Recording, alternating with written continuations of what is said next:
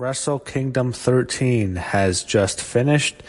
This was New Japan's annual January 4th Tokyo Dome show from Tokyo, Japan. And this show was 5 hours long, 4-hour main show, 1 hour pre-show.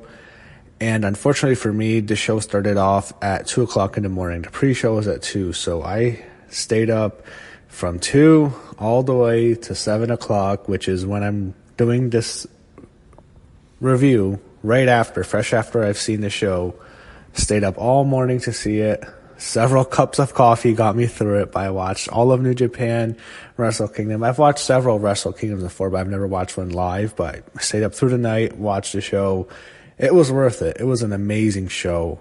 A fantastic show. I don't know if it's the best Wrestle Kingdom I've ever seen. Probably not. It's so hard to rate them all because all of them have been so great. And they're all so long. It's hard to remember every single detail, but there's just been so many great shows produced by New Japan. Even more than just Wrestle Kingdoms. They've had so many amazing shows and so many amazing matches. So it's hard to really rate this. It'd take me forever to have to sit like a week, let me process it for a week or two, and then I'd make my decision where this would rank.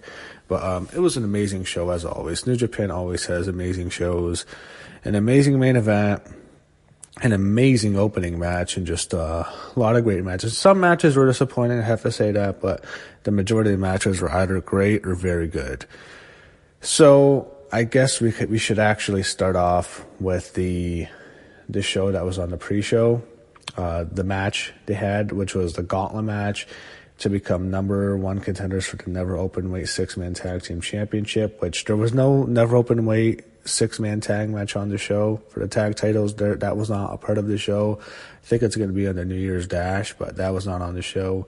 And we unfortunately couldn't get the New Japan Rumble this year, which is always a lot of fun. Have all those legends come in. I always enjoy it. It's a horrible match, but I always get a kick out of watching it.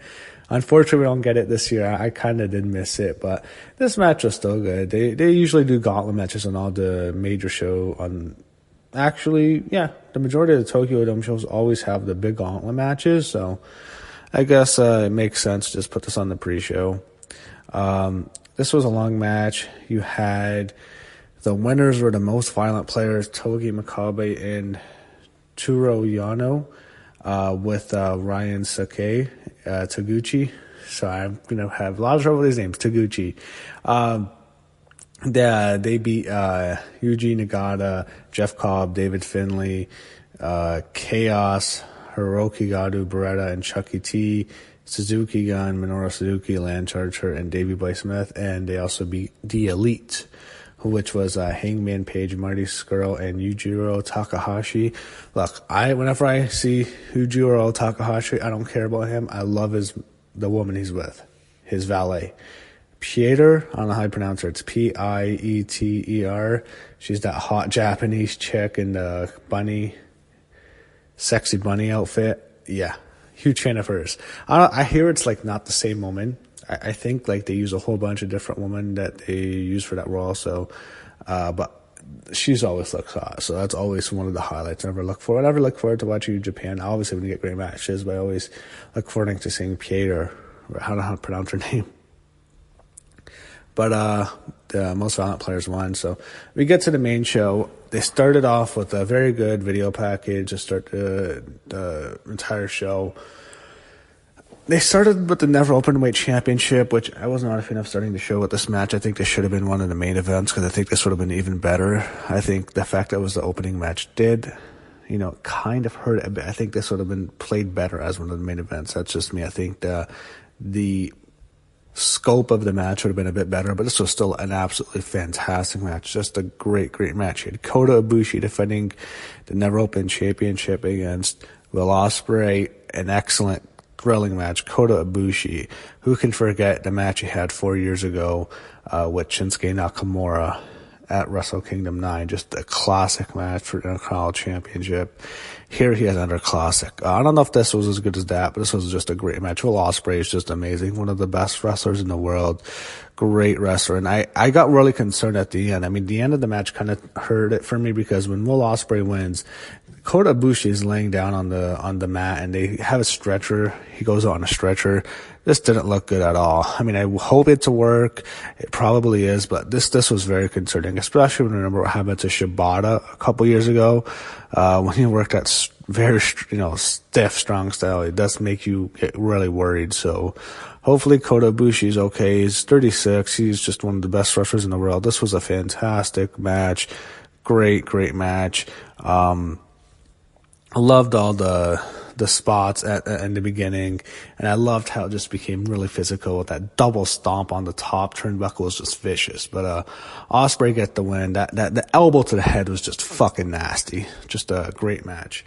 So unfortunately they had to follow that. You had the next match was the Junior Heavyweight Tag Team Championship, which I would have opened the show with this match. I think this would have been perfect to open the show with. I would have had Ospreay and Ibushi later in the show. I think it would have been better, but you had the TED champions, Roppongi 3K, who were with Rocky Romero, who was not wrestling, but was showing Yo. They defended it against Suzuki-gun and Low Ingonobiru's de Japan. Yeah, it was Bushi and Shingo Takagi. So they won the match, Bushi and Shingo Takagi. It was a good match. Didn't have a lot of time. It was only 7 minutes. It was impossible to top. It should have started the show. I don't agree with, still don't agree with that decision, but still a really good match. They didn't get to do much, but for what they had, I don't think you could have a better 7-minute match than what they put off. So, and it was also hard because there's going to be another 3-way tag match. I think that match was definitely more important than this. Next, we had the British Heavyweight Championship. You have Tomohiro Ishii defending his title against Zack Sabre Jr., who was being managed by Taka Michinoku, who I did not notice. Wait, is that Taka? I didn't even realize. He looks so much heavier. I mean, he looks really big now, but that is Taka Michinoku. This was a great match. Really enjoyed it. Zack Sabre Jr. is another star. He has so much talent. Just a hell of a match here. The ending was great. I liked how Sabre Jr. he uses a lot of Brazilian Jiu-Jitsu in his wrestling, as you probably have seen his work, incorporates that heavily, has a legitimate background in that. And I liked how he used it at the end with a bigger guy like Ishii, who looks like a beast. This was a good match, but this is also a star-making performance by Zack Sabre Jr. You can tell New Japan is all in on Zack Sabre Jr. They made it clear he's going to be a top star. They also did it with Will Ospreay. They made it clear he's going to be a top star as well, but he's definitely going to be a priority for them, and he had a big showing here. The ending was good. They basically had Ishii just quit when he was in that brutal submission with both his arms were wrapped up behind his back. So Zack Sabre wins the British Heavyweight Championship for the 3rd time. He beat AJ Styles once for it too, so big showing for him. Next, he had the 3-way tag team match for the IWGP Tag Team Championships. The Gorillas of Destiny were the champions with Tama Tonga and Tonga Loa, with Bad Luck Fale and Jado in their corner. And you also had the Young Bucks in this match, who were going to make their final appearance in New Japan Pro Wrestling. And you also had Sonata and Evil, who would end up winning this match. Those are your champions, Sonata and Evil, your new champs. This was a very good match. It was a lot better than the junior heavyweight match because it seemed like they had more freedom to do a lot more, and they didn't have to follow Will Ospreay and Kota Ibushi. This was very good. Really enjoyable tag match. It wasn't too long. It was only 10 minutes. Some of the matches really, it seemed like up until the last couple matches, nothing really was going too long. It was a fun match. Again, I feel like these tag matches are really good earlier in the show than middle of the show, but still really good. Matt Jackson's back getting messed up. You had the super kick spots. It was entertaining. It was a little bit surprising. I was thinking they were going to keep it on Tama Tonga and Tonga, but they put on Sonata and Evil. You knew the new Young Bucks had no chance to win, so it's going to be a 2-team race. But we get new champs. That was definitely the theme of the show. Up next, you have the United States Championship champion Cody Rhodes, who's being managed by his beautiful wife Brandy, against Juice Robinson. So I think Cody beat Juice 2 years ago. He's owned Juice. He's always beaten him in big matches. this was their way of getting Juice Robinson over. It felt like this was like a leaving the territory kind of show. It's like, a passing of the torch or whatever you want to call it. More of a loser leaves town kind of theme here, because that's what it felt like. And it certainly felt like that when these two matches back to back with the Young Bucks and Cody. Both of them leaving New Japan. So Brandy gets set away earlier in the match. Damn it. And then it becomes Juice and Cody. And Cody dominates, but then they just let Juice kick Cody's ass. He beats the shit out of Cody Rhodes, gets his revenge, started making performance by Juice. So you could tell that I feel like they're all in on Will Ospreay, they're all in on Zack Sabre Jr., and they're all in on Juice Robinson as 3 American stars. And obviously Jay White, my God, he might be a replacement for Kenny Omega. We'll get to him later, but Juice Robinson, they're in on him. This was a very, it was a fun match. Not a really good match. It was a very well-constructed match to get Juice Robinson over. So he wins the match. He kicks Cody's ass at the end, beats his ass. By Cody. Cody was wearing Jacksonville Jaguars style ring gear. So was Brandy in her dress. Mainly because All Elite Wrestling will be in Jacksonville. That's their headquarters. They're doing a head-to-head press conference against SmackDown this Tuesday, so it's going to be crazy. I wish, again, to comment on All Elite, let me say this. I wish them all the best. I don't think it'll amount much to anything. I don't think they're going to have any chance to ever compete with the WWE. It'd be good if they did, but I just don't ever see that ever happening. I don't think to me, WWE is just going to go on a raid. They're just going to raid all the talent right now. NXT's huge.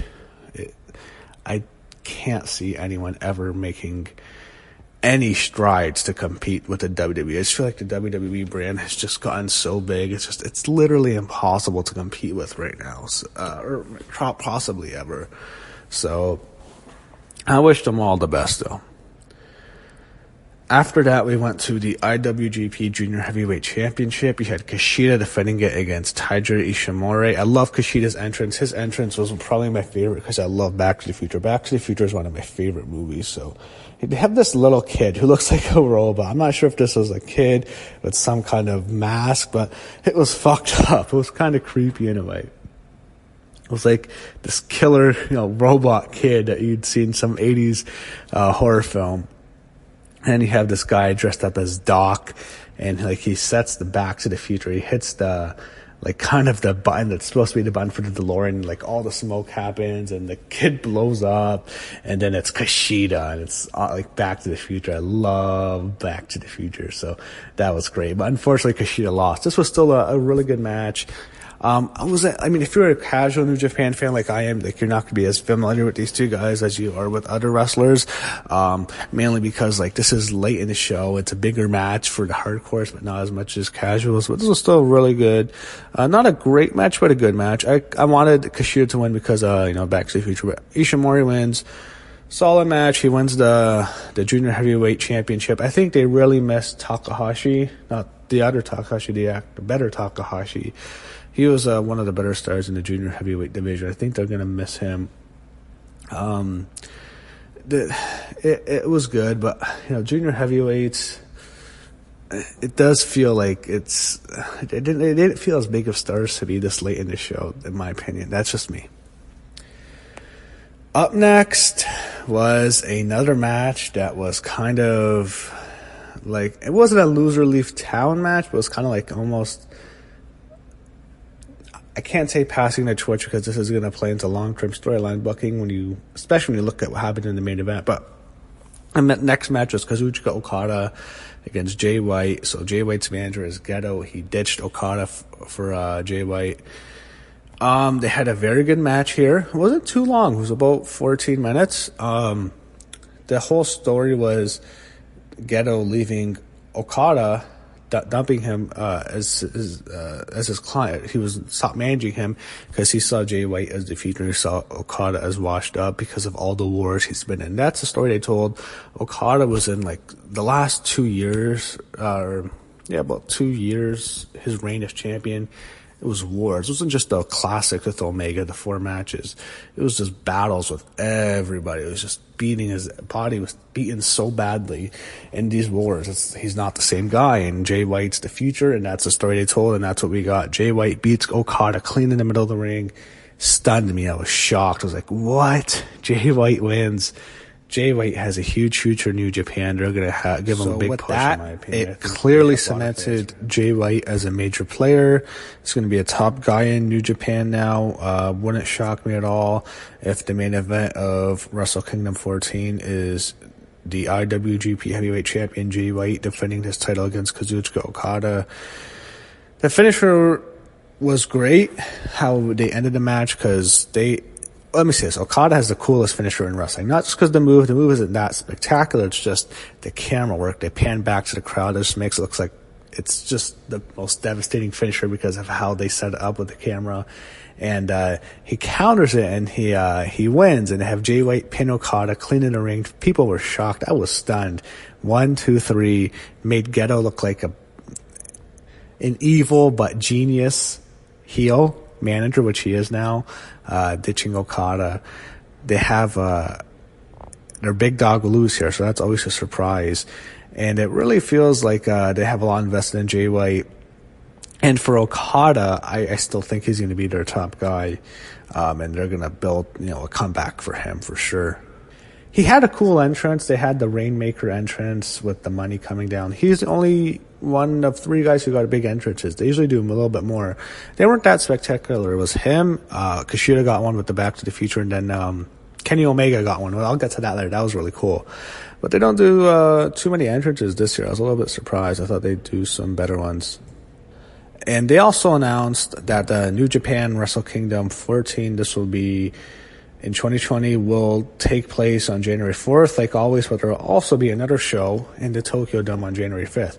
I'm not sure if New Japan is going to do a 2-part Wrestle Kingdom show. I don't think that's the case. I think it's the New Year's Dash. I think they're going to move the Dash to the Tokyo Dome, which their New Year's Dash is kind of like the Raw after Mania. They build it up like that.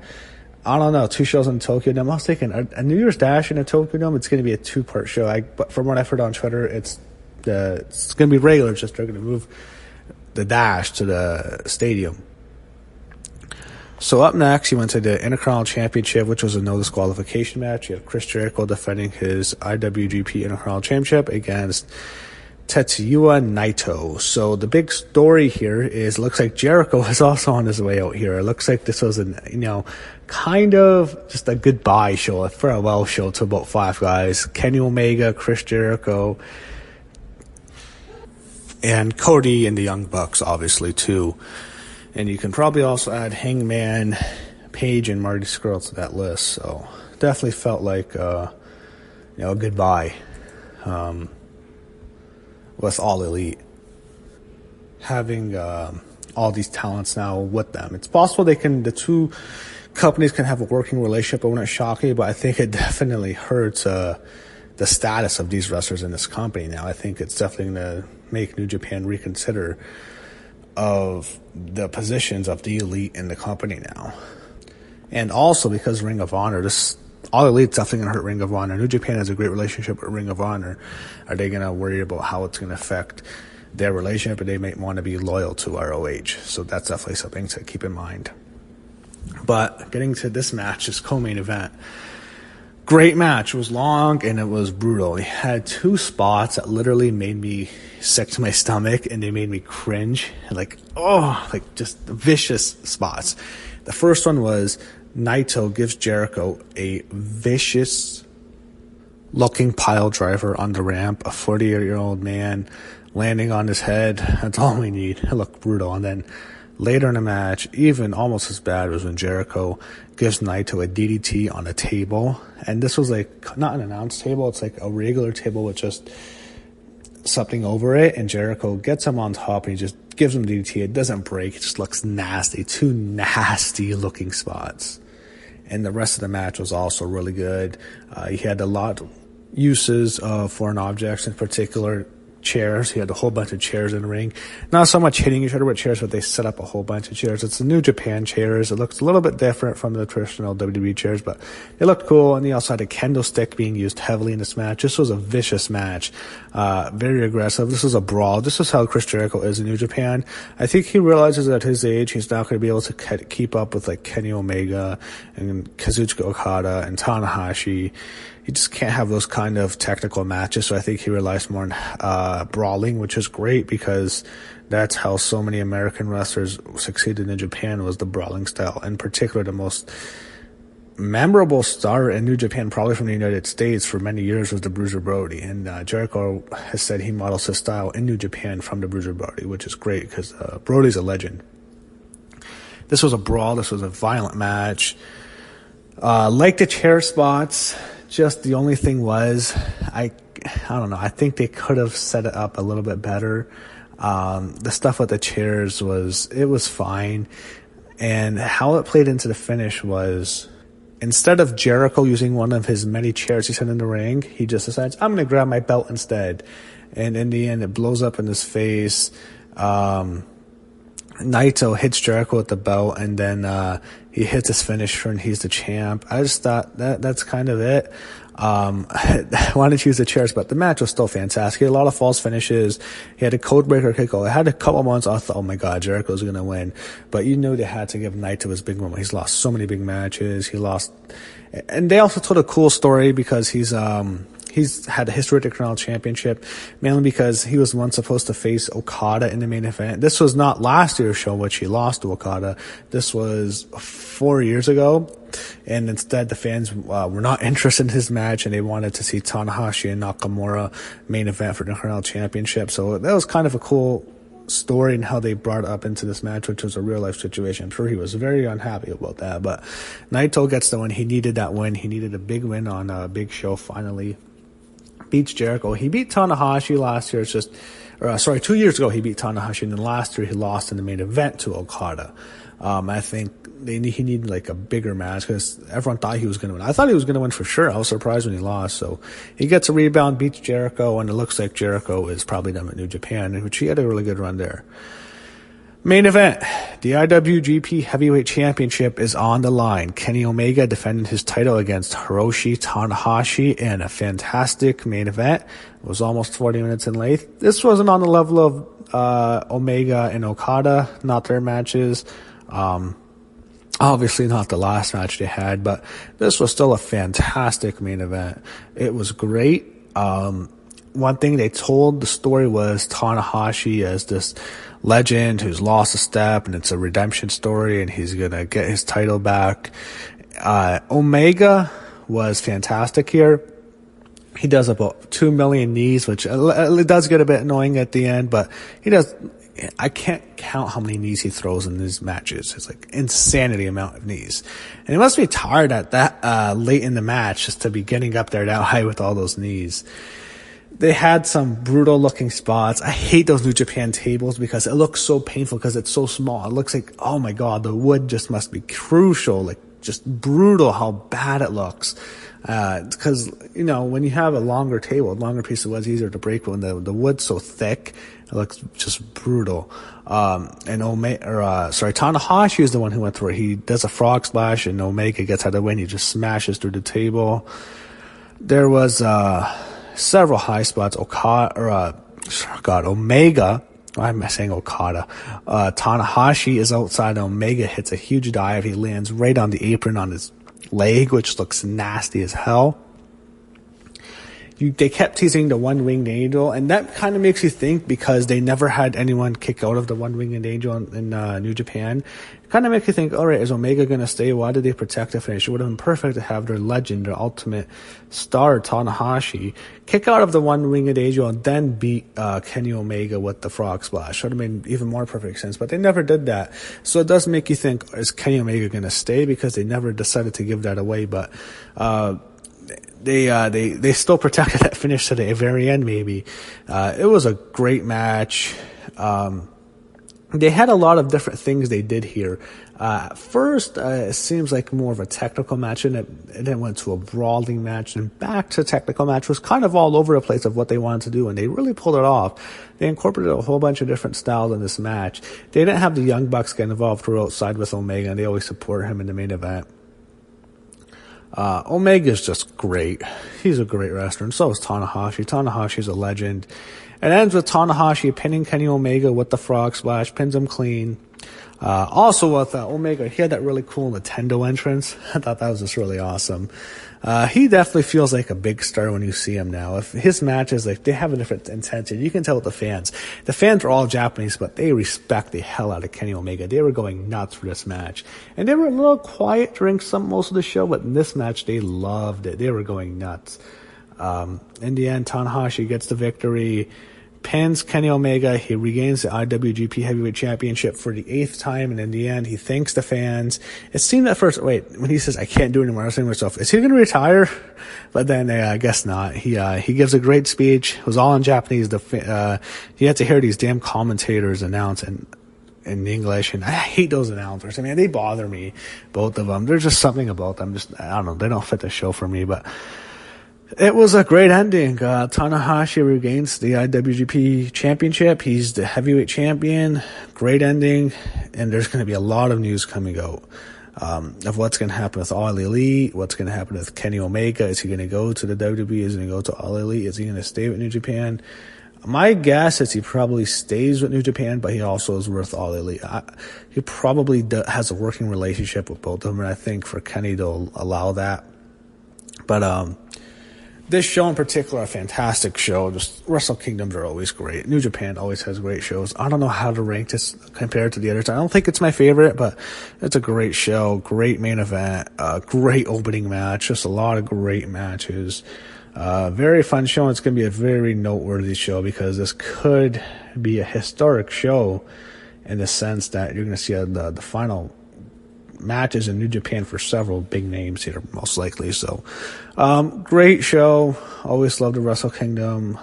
Nothing else to say. Just New Japan always has amazing shows, and this was no different. An amazing event, their biggest show of the year, and they definitely delivered. And I would like definitely to add more New Japan content to this channel. I would review more of their big shows that have New Japan World, and I'd recommend everyone to subscribe to New Japan World. It's definitely worth it, even if it means staying up all night to watch their shows. You don't even have to do it. You can watch it after the fact. So stayed up all night, and it was definitely worth it. This was an amazing show, and I look forward to watching more New Japan. And great show. If you want to get into New Japan, you should watch the show, and I think you'll be hooked. Lots of great wrestling here, and an amazing event.